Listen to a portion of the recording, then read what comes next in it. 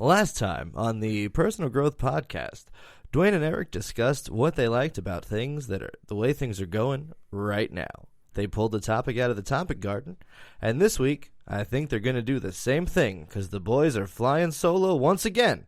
Welcome to the Personal Growth Podcast.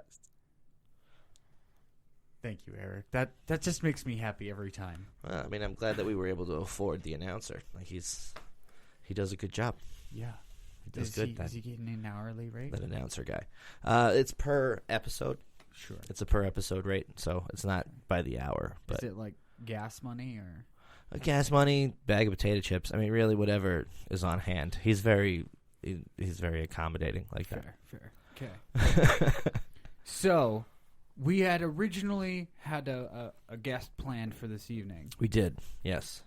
And unfortunately, she was not feeling well this evening, so we last minute changed it up for solo. You and I. We'll rebook her. We'll get her on here. Yeah, we definitely will. At some point. Yeah.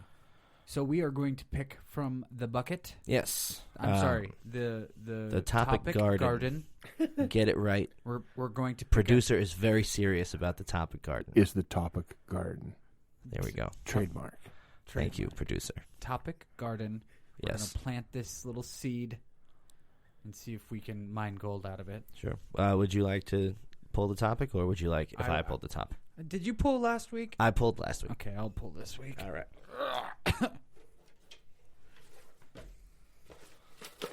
Bucket time, topic garden, planting seeds and pulling flowers. It's the impromptu song I wrote about the topic garden. I hope you guys like it. I hope you guys like it too.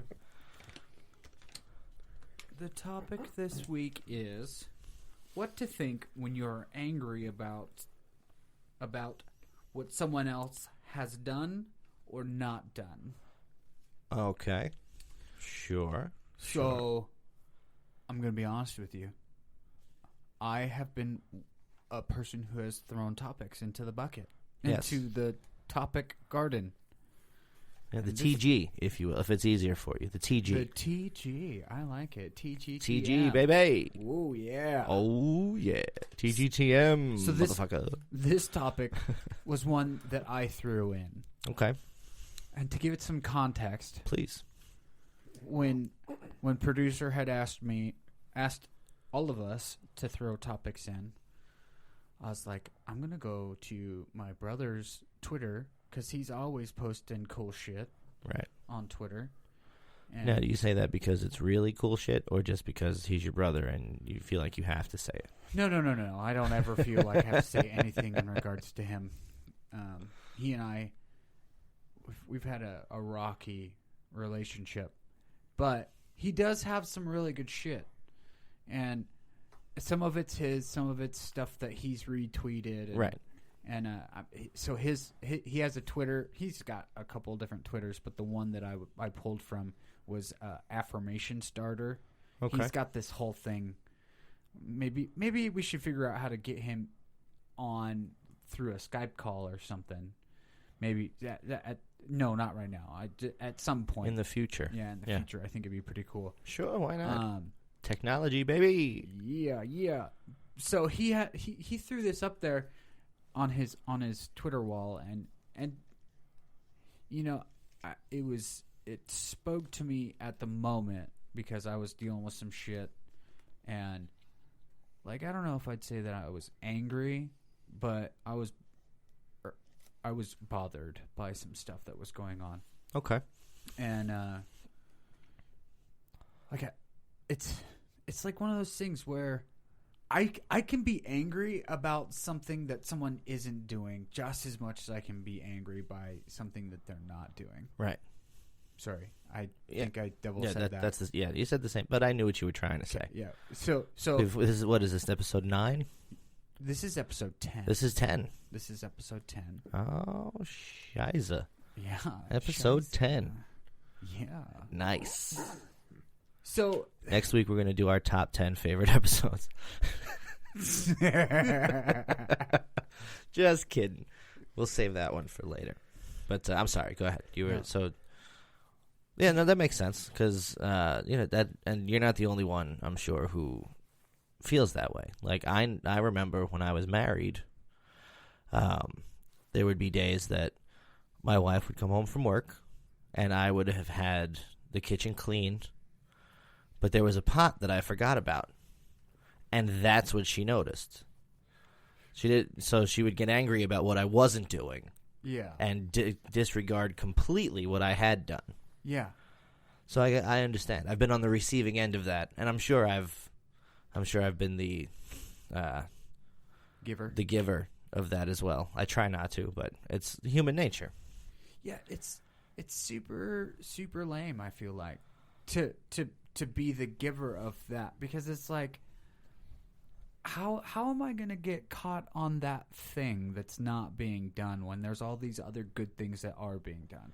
Well, because that's just the way we are. That's just the way humans are programmed, I think. I mean, especially if it's something that's if it's something that you've discussed, like say with coworkers or whatever, and it's still not something that they're doing, it's understandable that you would get a little annoyed. If it's something you haven't voiced and you're just letting it eat at you, then that, is where you have to I think one of our earlier episodes we were discussing personal inventory and taking into account that kind of stuff. So just take a step back and go, well, I haven't spoken to them about this, so I really can't be angry because they don't know that it bothers me.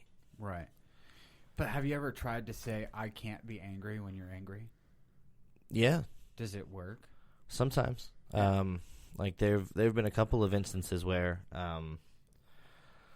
and this is something that we've discussed on earlier episodes of the podcast, but like at my old job, my manager called me out for being lazy, essentially, and she wasn't wrong. At that point in the day, I was kind of slacking off, and at first, I got angry about it internally. So I was thinking to myself, well, I'm a grown man. You don't fucking tell me what I need to be doing. But then I thought about it, and I said to myself, no, dummy, you were wrong. She was right to get mad at you. She's your boss. Right. You have to. This is your job. You have to do what you're supposed. And so I was able to get myself out of, because that would have 10 years ago that would have put me in a bad mood for the rest of the day. But I like to think that as I've gotten older and matured, that I can look at stuff objectively, right, and figure out where I'm wrong in a situation, and then reframe the way I'm thinking about it. I try to, anyway. Yeah. It's pretty cool to be able to do that. Like, there are times where I have been good or better than other times, for sure, where, like, in the moment, reframing and like changing the perspective and looking at things more objectively. But sometimes, like, it's really hard to like take a step back, especially in those moments where I have voiced this several times. Like, just one instance, or no, not one, like two things. At the end of the night at the bar, you take all of the dirty towels and you throw them into the dirty towel hamper, right? Yeah. And it's like, it should be one of those things that you don't even have to think about. Like, yeah. That's just what gets done. Yeah. And then there's the beer tap on the right-hand side, like when you first walk in the liquid doors, that oddly placed beer tap. Yes. It's angled all wrong, so the beer kind of, like, at the pour-off beer has a tendency to puddle up in the front of it. And I've talked to Jeremy about this, to where we need to actually hang it or however, I don't know what you would do with it, but like adjust it a little bit to where it has more of a decline back towards the wall. Okay. But at the end of the night, you're supposed to pour bleach water down those drains and then more or less squeegee it back into the holes on the back side so that it drains. And it's like, more often than not, that's not getting done. Yeah. And that's just work examples. I've got other examples of things that I've voiced and things keep happening. Or there are some things that are completely unvoiced and I just like run on a little hamster wheel inside my head, and that's my bad, you know. Yeah, and again, I think that's something that we all do, because for me anyway, me personally, I feel like there are certain things that I might get annoyed about, but I know I'm being ridiculous to be annoyed by it, so I don't say anything because I know I'm being stupid. Yeah. So I just have to try and reconcile that with myself. Right. Like, yeah, sure, I could tell you that annoys me, but it's fucking ridiculous, and it's going to cause more problems than it needs to, because at the end of the day, it's not anything that's important at all. It's like, just is this going to matter tomorrow? Exactly. You know, so like, you know, and it's not always easy to, you know, like I find myself like being annoyed with people, and then I just have to go, wait, no, they didn't do anything wrong, dummy. You're an idiot. Stop being stupid right now. And, you know, like with my son, a lot of times, you know, because he's 5, and there are certain things he hasn't figured out how to do yet. Like he doesn't know how to modulate his emotions and express, you know, his feelings in a way that is in a way that where he can explain himself. So a lot of times he'll start crying, or he just gets mad, and my knee-jerk reaction is to say, cut it out. But I try not to do that, because I try to see it from his point of view, and that, all right, well, he's just a child. Mm-hmm. I'm the adult. Right. So it's up to me to figure out what's bothering him and why.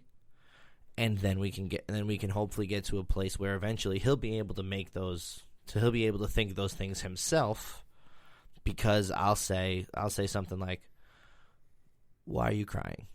What is it about this that's making you so upset? Because it doesn't seem to me like it's a big enough deal to be crying about. And, you know, whatever. Like, he started crying the other night because he spilled water on his pajamas. And I just was like, buddy, it's fine. There's no reason. Like, you have other pajamas. Like, we'll just change you. It's not a big deal. Put some new pajamas on.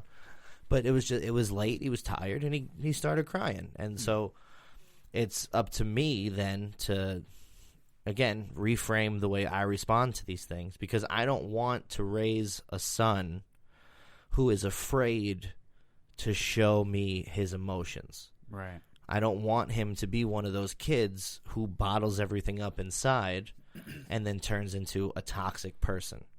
So I have been doing my best to try and, like, let him know it's okay to cry, but we need to understand why you're crying. What is it about it that's making, like...